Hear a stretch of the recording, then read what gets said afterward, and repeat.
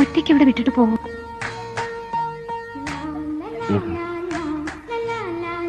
ഒന്നറിഞ്ഞേക്കുന്നു സാവിത്രിക്ക് ഇഷ്ടമായത്. എനിക്കറിയില്ല, ഞാൻ ഓർക്കുന്നില്ല എപ്പോഴാണ് എന്റെ തുടക്കമെന്ന്.